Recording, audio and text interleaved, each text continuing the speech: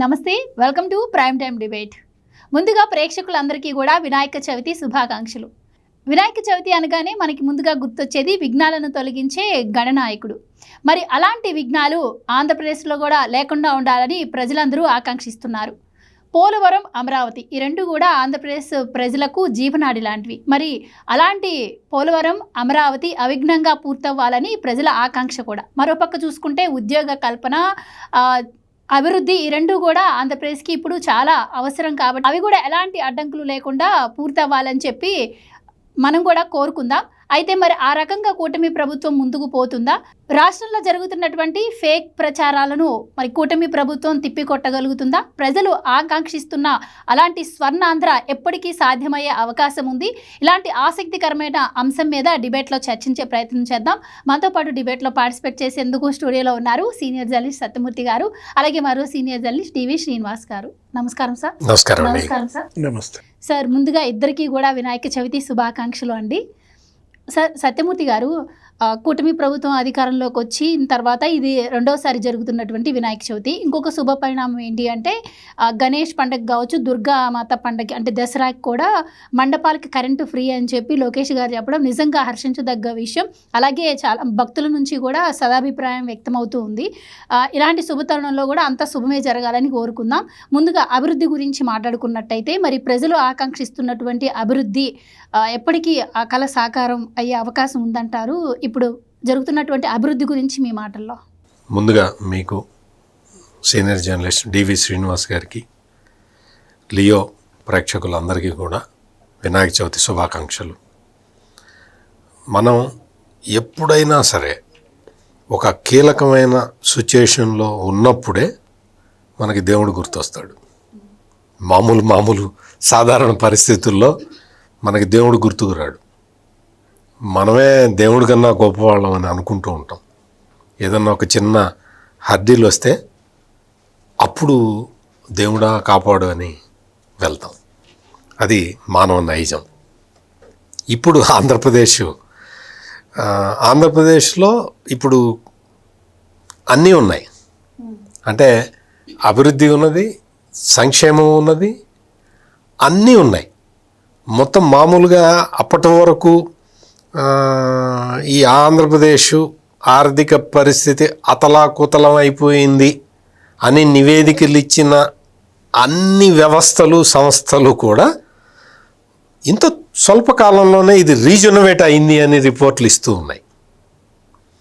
మొత్తం అసలు ఉద్యోగ కల్పనలో అట్టడుగు స్థానంలోకి పడిపోయిన ఆంధ్రప్రదేశ్, ఆ చదువుకున్న వాళ్ళు ఎక్కువ మంది ఉంటే నిరుద్యోగులు ఎక్కువ ఉన్నకి ఏమవుతారండి అని అడిగే విద్యాశాఖ మంత్రి బొత్స సత్యనారాయణ నుంచి ఈ రోజున స్కిల్ డెవలప్మెంట్ అనేది పెట్టి ఉద్యోగాలు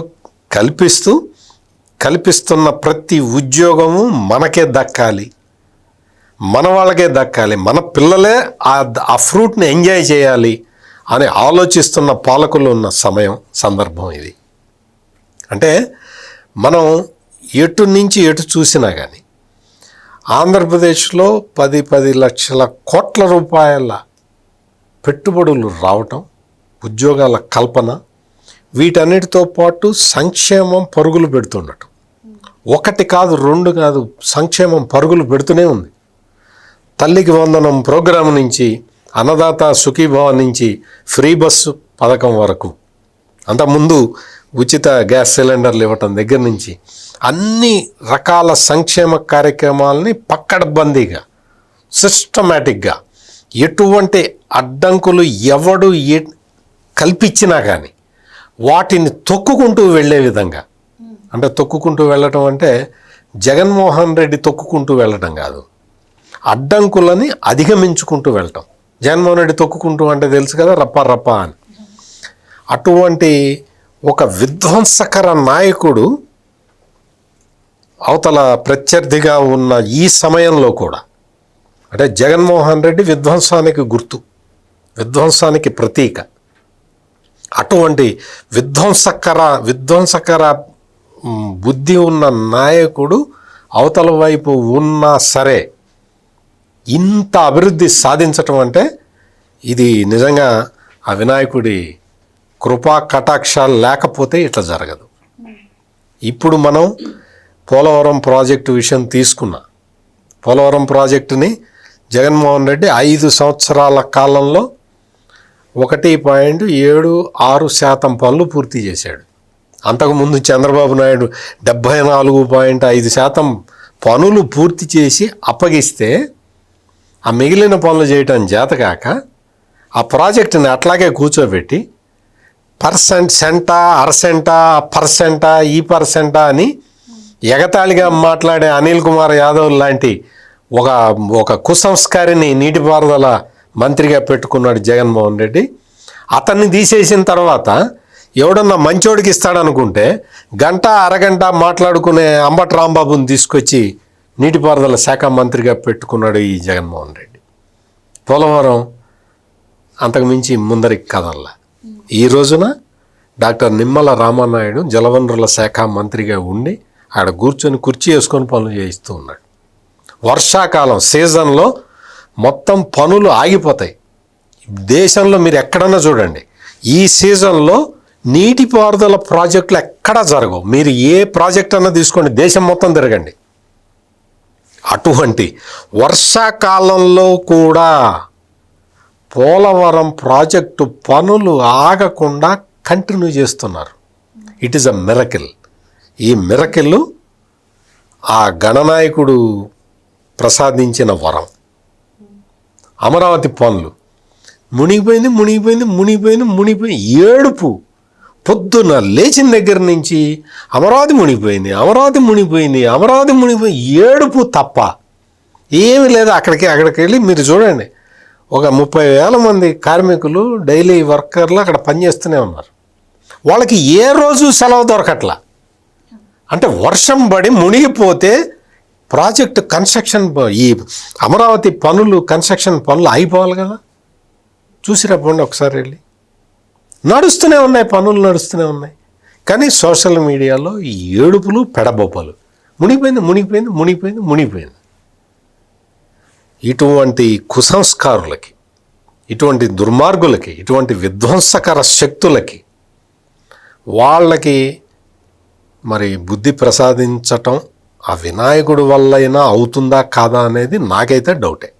డివిఎస్ గారు, ఏ పార్టీలైనా కూడా ఎన్నికల్లో భాగంగా అభివృద్ధి సంక్షేమ మంత్రంతోనే ముందుకొస్తూ ఉంటాయి. కానీ అవి ఎంతవరకు ప్రజలకు అందుతున్నాయన్నది ఇంపార్టెంట్. ఇప్పుడు కూటమి ప్రభుత్వం కూడా అభివృద్ధి సంక్షేమం 2 కళ్ళతో ముందుకెళ్తుంది అని చెప్పి వాళ్ళు చెప్పుకుంటున్నారు. మరి వాళ్ళు చెప్తున్నట్టు నిజంగానే అభివృద్ధి సంక్షేమం ప్రజల వద్దకు చేరుతున్నాయంటారా? ప్రజలు దీనిపైన ఏ విధంగా ఫీల్ అవుతున్నారు? ముందుగా అందరికీ వినాయక చవితి శుభాకాంక్షలు. మన సీనియర్ జర్నలిస్ట్ సత్యమూర్తి గారికి, మీకు, లియో వీక్షకులకు, రాష్ట్ర ప్రజలందరికీ కూడా ఈ వినాయక చవితి శుభప్రదం కావాలి. ఎందుకంటే భవిష్యత్తు అద్భుతంగా ఉండాలి. ఇప్పుడు ఈ రాష్ట్రం ఏర్పడి ఆంధ్రప్రదేశ్ ఇప్పటికీ 70 ఏళ్ళు, వచ్చే సంవత్సరం ఇక 70 ఏళ్ళు అనమాట. 1956లో వచ్చిన పదం ఆంధ్రప్రదేశ్ అనే ఒక పదం 1956లో మనం ఇవాళ ఆంధ్రప్రదేశ్ అంటే అభివృద్ధి ప్రదేశ్, ఆంధ్రప్రదేశ్ అంటే సంక్షేమ ప్రదేశ్. అలా ఉండాల్సినటువంటి రాష్ట్రం కొన్ని ఆటుపోట్లు, అడ్డంకులు మనం చూసాం. ఇన్ని సంవత్సరాల ఈ 7 దశాబ్దాల ప్రస్థానంలో మరి గతమంతా ఒక ఎత్తు, 5 ఏళ్ల జగన్మోహన్ రెడ్డి పాలన ఒక ఎత్తు. అడుగడుగున అడ్డంకులు జగన్మోహన్ రెడ్డి సృష్టించటం.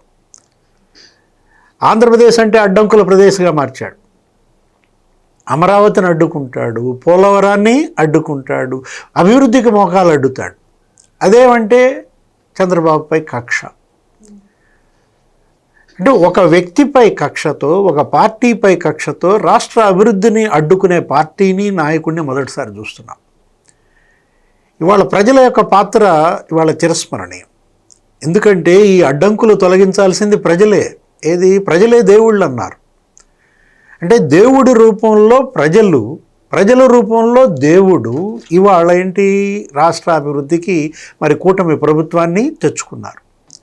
ముఖ్యమంత్రిగా చంద్రబాబు ప్రమాణ స్వీకారం చేసి 440 రోజులు, అంటే 1 సంవత్సరం, ఇంకొక 2 నెలలు. ఈ 440 రోజుల్లో మరి ఎంత అభివృద్ధి జరిగింది. అమరావతి అవిఘ్నమస్తు అని చెప్పి వాళ్ళ దేవుడు ఆశీర్వదిస్తున్నాడు. అంటే కేంద్రం, అంటే దేవుడి రూపంలో కేంద్రం నిధుల వర్షం కురిపిస్తోంది. ఇప్పుడు ప్రధాని మోడీ వచ్చి మరి అమరావతిలో 63,000 కోట్లతో పనులు, శంకుస్థాపనలు, భూమి పూజ చేశారు. మరి అటు రోడ్ల నిర్మాణం, ఇటు భవనాల నిర్మాణం, వంతెనలు, వీటన్నిటికీ కూడా శరవేగంగా పనులు జరుగుతున్నాయి. రైతులంతా సంతోషంగా ఉన్నారు. అమరావతి మహిళలు, రైతులు జగన్మోహన్ రెడ్డి 5 ఏళ్లలో కన్నీళ్ళు. వాళ్ళు తెచ్చుకున్న ప్రభుత్వం ఇది. ఏది? అమరావతి రైతులు, కౌలు రైతులు, కూలీలు, మహిళలు మరి పెద్ద పాదయాత్రలు చేశారు. జగన్ యొక్క ఆ విధ్వంసానికి వ్యతిరేకంగా కష్టాలు పడ్డారు, నష్టపోయారు. ఇవాళ ఆ కష్టాల నుంచి కడ తెరిచే వినాయక చవితిగా, నష్టాలని అధిగమించేటటువంటి వినాయక చవితిగా ఈ పండుగ ఇవాళ ఏంటి? రాష్ట్ర ప్రజలందరూ కోరుకుంటోంది ఒకటే, అడ్డంకులు తొలగిపోవాలి, అభివృద్ధి ప్రదేశ్గా రాష్ట్రం మారాలి, ప్రభుత్వానికి ప్రతి ఒక్కళ్ళు సహకరించాలి, ప్రభుత్వం తప్పులు చేస్తే నిలదీయండి, అంతే తప్ప మీ రాజకీయ లాభాల కోసం, మీ అధికారం కోసం, ఆ అధికార దాహం కోసం ఇవాళ ప్రభుత్వం లేదు కేంద్రం ఇచ్చే నిధులు, లేకపోతే వరల్డ్ బ్యాంక్ ఇచ్చే నిధులు, ఏడీబీ ఇచ్చే నిధులు అవి అడ్డుకోకూడదు అన్నమాట. అంటే తప్పుడు మెయిల్స్ పంపకూడదు. సరే, ఒకవేళ పంపుతారు, ఎందుకంటే వాళ్ళు రాక్షసులు కాబట్టి. ఆ తప్పుడు మెయిల్స్ని అధిగమించి మరి వాళ్ళ వరల్డ్ బ్యాంక్ రుణం ఇచ్చింది, ఏడీబీ ముందుకు వచ్చింది, జైకా ముందుకు వస్తుంది. అన్ని ఆర్థిక సంస్థలు ఇవాళ ఆంధ్రప్రదేశ్కి మరి నిధులు ఇవ్వడానికి ఎందుకు ముందుకు వస్తున్నాయంటే అది వినాయకుడి యొక్క మహిమ. ఏది? అవిఘ్నమస్తు అంటూ ఆశీర్వదిస్తున్నారు అటు పోలవరాన్ని కూడా. పోలవరం జగన్మోహన్ రెడ్డి అటు డయాఫ్రమ్ వాల్ నాశనం చేశాడు. 450 కోట్లు ఖర్చు పెట్టి కట్టారు. అదేంటి? వరద వస్తుందని నీకు తెలుసు, కానీ నువ్వు అది పూర్తి చేయకుండా కాంట్రాక్టర్ని మార్చి గందరగోళం చేసేసి రివర్స్ టెండరింగ్లని, నేనేదో లాభం చేస్తున్నానని ప్రజలకి మభ్యపెట్టి ముంచేశాడు. గైడ్ బండ్ కాస్త కుంగిపోయింది. ఇప్పుడు మళ్ళా డయాఫ్రమ్ వాల్ కట్టాలంటే 900 కోట్లు అవుతుంది. కేంద్రం ముందుకు వచ్చింది ఆ 1000 కోట్లు ఇవ్వడానికి కూడా. అంటే వినాయకుడే కేంద్రం రూపంలో మనకి నిధులు ఇస్తున్నటువంటి పరిస్థితి అన్నమాట. ఇప్పుడు ఒక్క పోలవరం కనుక కంప్లీట్ అయితే అది లైఫ్ లైన్. సత్యమూర్తి గారు చెప్పినట్టుగా అది ఆంధ్రప్రదేశ్కి జీవనాడి అన్నమాట. 10 ఏళ్లలో 14,558 క్యూసెక్కులు సముద్రంలోకి పోయాయి గోదావరి జలాలు. ఎవరు వాడుకున్నారు? సముద్రంలోకి సంవత్సరానికి నీకు 2,000, 3,000 టీఎంసీలు నీకు పోతున్నాయి సముద్రంలో. ఇవాళ దీనికి మరి పోలవరం, బనకచర్ల రివర్ లింకేజ్, దీనికి కూడా గనక కేంద్రం రూపంలో వినాయకుడు కేంద్రంలో ప్రవేశించి ఆమోదం గనక చెబితే ఇంక అసలు నీకు అద్భుతం. ఏది? అటు రాయలసీమ, ఇటు ఉత్తరాంధ్ర రెండు కూడా వాళ్ళు రెండు వెనుకబడిన ప్రాంతాలు. ఏది? రాయలసీమ 4 జిల్లాలు, ఇవాళ ఉత్తరాంధ్ర 3 జిల్లాలు, 7 జిల్లాలు వెనుకబడిన అభివృద్ధి నిధి కింద సంవత్సరానికి 50 కోట్లు ఏమిస్తుంటారు. అట్లాంటి 7 జిల్లాలు అభివృద్ధి చెందాలంటే పోలవరం, బనకచెర్ల ఇవాళ అవ్వాలి. ఉత్తరాంధ్ర సుజల స్రవంతి పూర్తి అవ్వాలి. రాయలసీమ ఇవాళ ఏంటి మరి సెమీ కండక్టర్స్ వస్తున్నాయి. ఊహించగలమా? రాయలసీమలో ఇన్ని ఏరోస్పేస్ డిఫెన్స్ పరిశ్రమలు వస్తాయి, రక్షణ రంగ పరిశోధన సంస్థలు, సెమీ కండక్టర్స్ ప్లాంట్లు వస్తాయని ఊహించారా? అంటే ప్రకృతి సహకరిస్తోంది. దేవుడే ప్రకృతి రూపంలో ఆంధ్రప్రదేశ్కి ఇవాళ పూర్తిగా ఒక రాసబాట పరిచిన పరిస్థితుల్లో ఆ ట్రాక్ ఎక్కింది. ఏది? ఇవాళ అభివృద్ధి అనేటటువంటి ఒక రైలు బుల్లెట్ స్పీడ్తో వెళ్తోంది. పడేయాలని పట్టాలు తీస్తున్నారు ఎవరు? జగన్మోహన్ రెడ్డికి ఆయన గ్యాంగు, వైసీపీ వాళ్ళు. ఎవరన్నా ఏపీఎండిసి బాండ్స్ కొనొద్దని మెయిల్స్ పంపుతారా? అంటే 7,000 కోట్లు బాండ్లు ఇద్దామనుకుంటే వీళ్ళు మెయిల్స్ పంపి ఎవరు కొనొద్దని 200 మెయిల్స్ పంపాడంటే ఎవడో జర్మనీ నుంచి ఒకడు. అంటే గమ్మత్తు ఏంటో తెలుసా? అదే దేవుడి మహిమ. ఉదయ భాస్కర్ రెడ్డి అంట. ఇప్పుడు అదే దేవుడి మహిమ అంటుంది. వినాయకుడు ఉన్నాడు, నీకు 7,000 కోట్ల బాండ్స్ కాదు 9,000 కోట్ల బాండ్స్ కొన్నారు. కోర్టులో కేసులు కూడా వేశారు కదా, అంటే అది కోర్టులో ఉంటే వచ్చేవాళ్ళు ఎవరు రారు అని చెప్పి. అడుగు అడుగునా ఇబ్బందులే కదా. వరల్డ్ బ్యాంక్కి మెయిల్స్ పంపారు, సింగపూర్కు పంపారు. సింగపూర్ అరే ఇక్కడ ఉన్నటువంటి ఆ సింగపూర్ కన్సార్షియంని ఎల్లగొట్టారు, దానిపైన అవినీతి ముద్ర వేశారు. ప్రపంచంలోనే అవినీతి రహిత దేశాల్లో 4వ దేశం సింగపూర్. అలాంటి దేశాన్ని మరి వీళ్ళు ఒక అవినీతి ముద్ర వేసిన దాంట్లో వెళ్ళి బతిమిలాడి బామాలి మరి దాన్ని తీసుకొస్తున్నారు. మేము రాజధానిలో చేసినా చేయకపోయినా లాజిస్టిక్స్ డెవలప్మెంట్కి మాత్రం మేము చేస్తామని సింగపూర్ ముందుకు వస్తే సింగపూర్ ప్రెసిడెంట్కి ప్రధానమంత్రికి మెయిల్స్ పంపారు. అంటే వీళ్ళు అడుగడుగున అడ్డంకులు కల్పిస్తున్నారు. ప్రతి అడ్డంకిని వాళ్ళు అధిగమించాలంటే ఆంధ్రప్రదేశ్ మరి దేవుడి ఆశీస్సులు కావాలి. ఇవాళ దేవుళ్ళు ఎవరు? వినాయకులు జనమే. ఇవాళ జనమే వీటన్నిటికీ కూడా బుద్ధి చెప్పాలి. ఏది మంచి ఏది చెడు. ఎందుకు జగన్మోహన్ రెడ్డి రాష్ట్రానికి చెడు జరగాలని కోరుకుంటున్నాడు? ఇప్పుడు నువ్వు నిజంగా ప్రతిపక్షంలో ఉంటే నిర్మాణాత్మక సూచనలు చేయడానికి అసెంబ్లీకి వెళ్ళాలి, అక్కడికి వెళ్ళి నువ్వు మాట్లాడాలి. ఆ పని చేయడు. ఉంటే తాడేపల్లి ప్యాలెస్, లేకపోతే యలహంక ప్యాలెస్. అప్పుడప్పుడు వస్తాడు ఈ శవాల దగ్గరికి పరామర్శ అంటాడు, లేకపోతే జైల్లో ఉన్నటువంటి క్రిమినల్స్ పరామర్శ అంటాడు, వెళ్ళి అక్కడికి వెళ్ళి మాట్లాడతాడు, లేకపోతే ప్రెస్ మీట్ పెట్టి మళ్ళా జల్లుతాడు బురద. ఇప్పుడు ఏంటంటే మనం అంటోంది అదే. ఇవాళ వినాయక చవితి సందర్భంగా రాబోయేటటువంటి ఈ 34 నెలలు, ఇంకా 3.5 ఏళ్ళు సుమారుగా, ఈ 3.5 ఏళ్ళైనా అంటే 42 నెలలు ఇది బ్రహ్మాండంగా ఇవాళ అభివృద్ధి జరగాలి. ఆ జరిగేటువంటి అభివృద్ధికి ఈ జగన్మోహన్ రెడ్డి, వైఎస్ఆర్ కాంగ్రెస్ పార్టీ, వాళ్ళ యొక్క ప్రజాప్రతినిధులు ఎటువంటి అడ్డంకులు కల్పించకుండా మంచి బుద్ధిని ప్రతిపక్షానికి కూడా ప్రసాదించు స్వామి అని దేవుణ్ణి వేడుకోవటమే. సార్, జగన్మోహన్ రెడ్డి గారి 5 ఏళ్లలో అవినీతి, స్కాములమయం, ఉద్యోగాలు లేక అందరూ కూడా వలసలు వెళ్ళిపోయిన పరిస్థితి మనం చూసాం. నిజంగా సార్ అన్నట్టు ప్రతిపక్షం అంటే జరగనటువంటి అభివృద్ధిపై మాట్లాడాలి, ప్రజలకు జరగనటువంటి సంక్షేమ పథకాలు ఇలాంటి వాటిపై ప్రశ్నించాలి. కానీ జరుగుతున్నటువంటి అభివృద్ధి మీద ఈ విధంగా అడ్డుకునే ప్రయత్నం చేయడం ఎంతవరకు కరెక్ట్ అంటారు? నేను అదే చెప్పా కదా, జగన్మోహన్ రెడ్డి విధ్వంసానికి ప్రతిరూపం. మనం ఇంకా అతని గురించి సపరేట్గా చెప్పుకోవాల్సింది ఏం లేదు. విధ్వంసం అంటే ఏంటి అన్నాం అనుకో, వైఎస్ జగన్మోహన్ రెడ్డి అని కాగితం మీద రాసి చూపిస్తే చాలు, అదే విధ్వంసం. ఏదైనా సరే, ఏ విషయాన్నైనా సరే అబద్ధాన్ని జోడించి చెప్పటంలో సిద్ధహస్తుడు వైఎస్ జగన్మోహన్ రెడ్డి. అంటే అబద్ధాల సంఘం అధ్యక్షుడు, అబద్ధాల సంఘానికి అధ్యక్షుడు.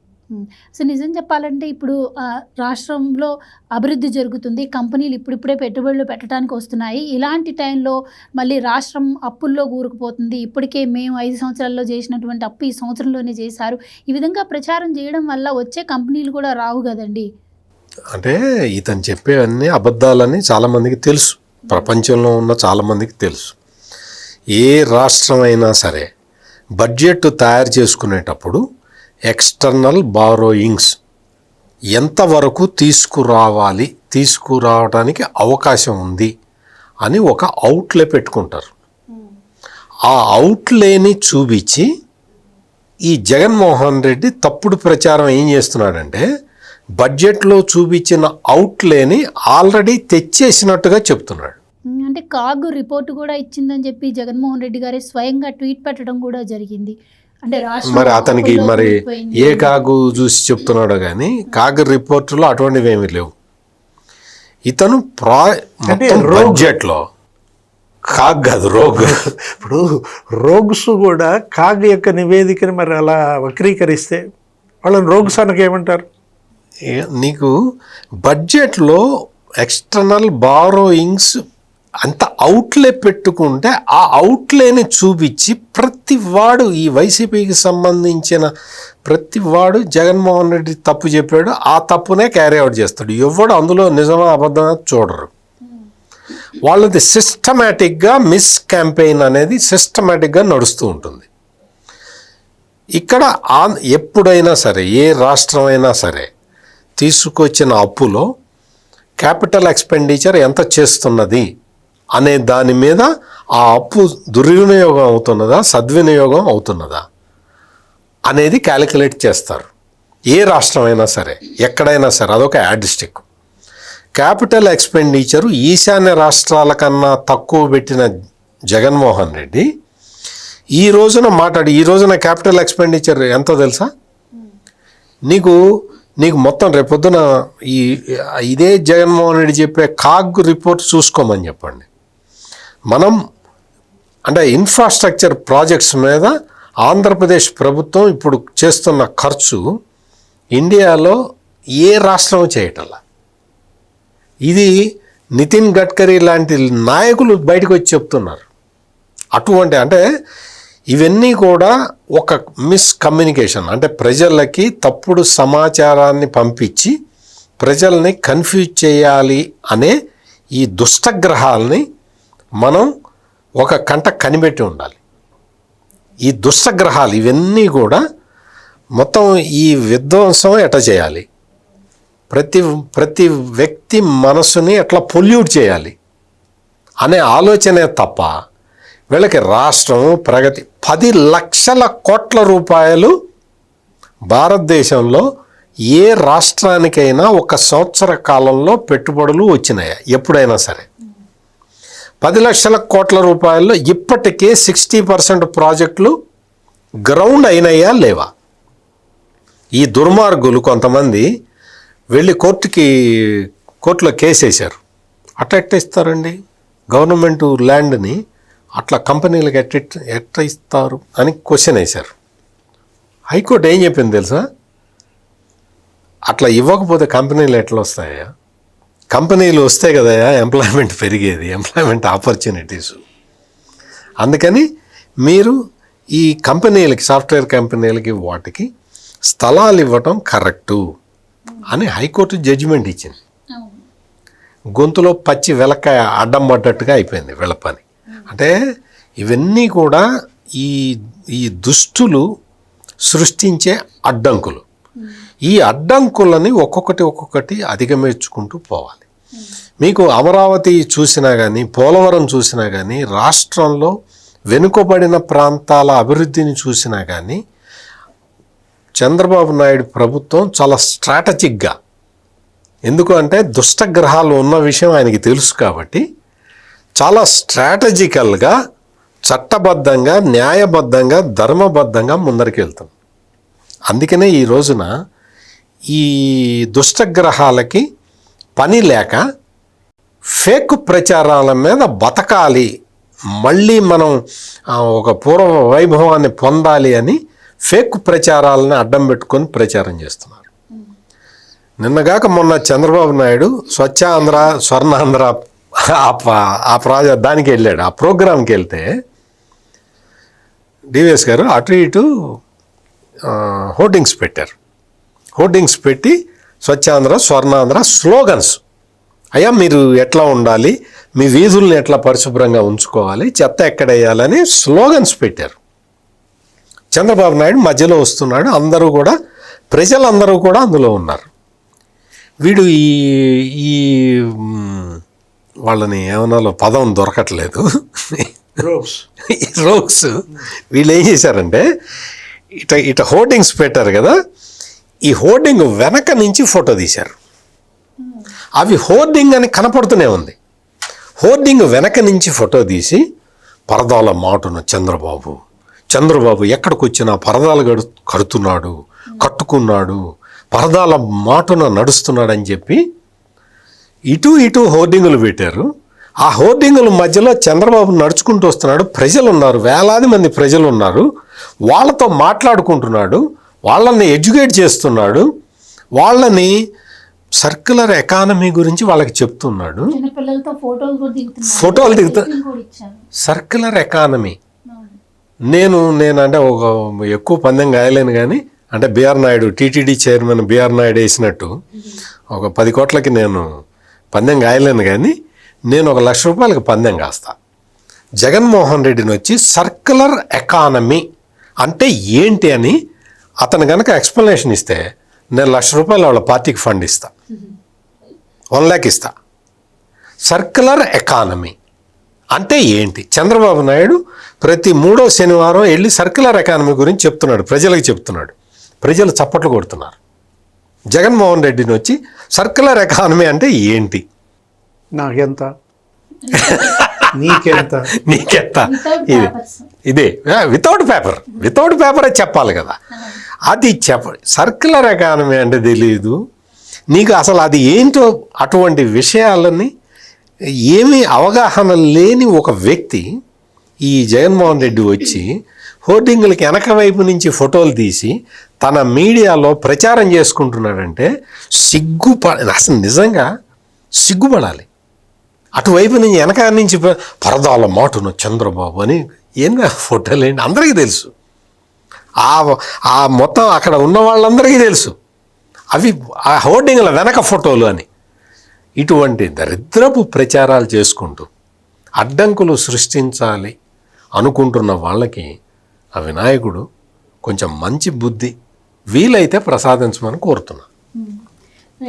వీలైతేనే, వీలు కాకపోతే అది ఎటు వీలు కాదు.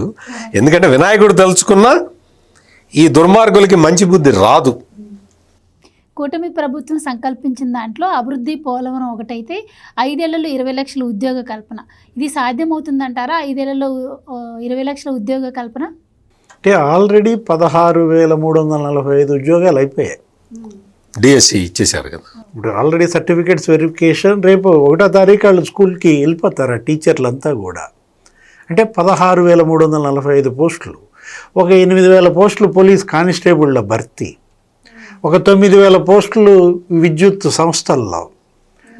అంటే ఇవి కేవలం ఇంతవరకే. ఇవి వాలంటీర్లు బెటరా 5,000 ఇచ్చి వాలంటీర్లను దోచుకున్నారు. ఏది వాళ్ళు బాగా పీజీ చదివిన పిల్లలు కూడా ఉన్నారు వాలంటీర్లలో. అలాంటి పిల్లలతో ఇంటింటికి తిప్పి చదువుకున్న వాళ్ళు డిగ్రీ పట్టభద్రులు, లేకపోతే వాళ్ళకి 5,000 ఇచ్చి పెన్షన్లో స్కాములు చేసుకోండి, లేకపోతే ఇంకా వేరే ఏమైనా బ్లాక్మెయిల్ చేసుకోండి. అంటే నేర ప్రవృత్తి జగన్మోహన్ రెడ్డి ఎలా పెంచాడు. మద్యం దుకాణాల్లో జాబులు ఇవ్వరా? మద్యం దుకాణాల్లో అతను ఎవరు? ఆ ఏజెన్సీ కూడా ఇచ్చింది అవినాష్ రెడ్డి ఏజెన్సీకేనండి.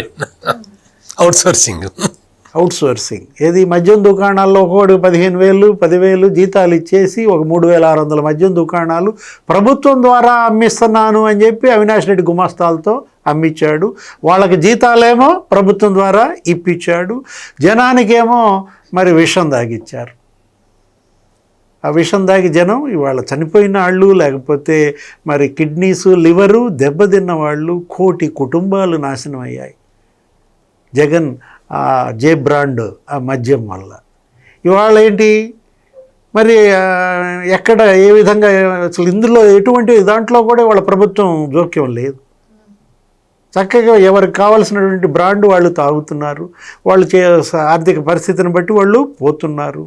అంటే ఒక రకంగా చెప్పాలంటే ఒక్క మద్యం ఆ శాపమే తగిలింది ఎవరికి? జగన్మోహన్ రెడ్డికి. ఆ చనిపోయిన వాళ్ళు ఉసురు కొట్టిందనమాట. ఇప్పుడు మనం తీసుకున్నట్లయితే క్వాంటమ్ వ్యాలీ ఇవాళ మరి రేపు జనవరి కల్లా అది కంప్లీట్ అయిపోద్దట. 2026 జనవరి కల్లా క్వాంటమ్ వ్యాలీ పూర్తి చేయాలన్న లక్ష్యంగా వాళ్ళు ముందుకెళ్తున్నారు. అమరావతిలో ఇవాళ బిట్స్ వస్తుంది. ఒక 1000 కోట్లతో ఇవాళ అమరావతిలో రోడ్లు మరి లాజిస్టిక్స్ అన్నీ డెవలప్ అయిపోతున్నాయి.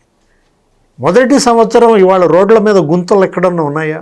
జగన్మోహన్ రెడ్డి హయాంలో తెచ్చిన అప్పులన్నీ ఏం చేశాడు? ఇటు గుంతల రోడ్లు, ఇప్పుడు హామీలు, ఏది అన్నదాత సుఖీభవ. మొన్న రైతుల ఖాతాల్లో 45 లక్షల మంది రైతుల ఖాతాల్లో పడిపోయాయి. దగ్గర మరి 3,200 కోట్లు ఏమేశారు. తల్లికి వందనం, మరి ఎంతమంది పిల్లలుంటే అంతమందికి ఇచ్చారు తల్లికి వందనం. వైద్య శాఖపై సమీక్ష చేసి 185 డాక్టర్ పోస్టులు కూడా నియమించబోతున్నట్టు కూడా చంద్రబాబు గారు చెప్పడం జరిగింది. అంటే జగన్మోహన్ రెడ్డి సంక్షేమం ఏం చేశాడు? ఆయన 136 సార్లు బటన్లు నొక్కుతున్నా అని చెప్పి 136 స్కాములు చేశాడు జగన్మోహన్ రెడ్డి. ఒక 600 కోట్లు ఆయన కంపెనీలకి యాడ్స్ రూపంలో ఇచ్చుకున్నాడు. ఏది? ఆ సాక్షికి, లేకపోతే ఆ ఛానళ్ళు, ఆ పత్రికలకి. ఇప్పుడు జగన్మోహన్ రెడ్డి పెట్టినటువంటి పెండింగ్ బిల్లులన్నీ కూడా ఇవాళ తీరుస్తున్నారు. 1,35,000 కోట్లు నీకు పెండింగ్ బకాయిలు పెట్టిపోయాడు. జగన్ చేసిన అప్పులకి వీళ్ళు సంవత్సరానికి 70,000 కడుతున్నారమ్మా. 70,000 కోట్లు. ఏది ఆ అప్పులకి అసలు కానీ వడ్డీ కానీ జగన్ చేసినటువంటి ఆ పెండింగ్ బిల్లులు పెట్టిన 25,000 కోట్లు తీర్చారు.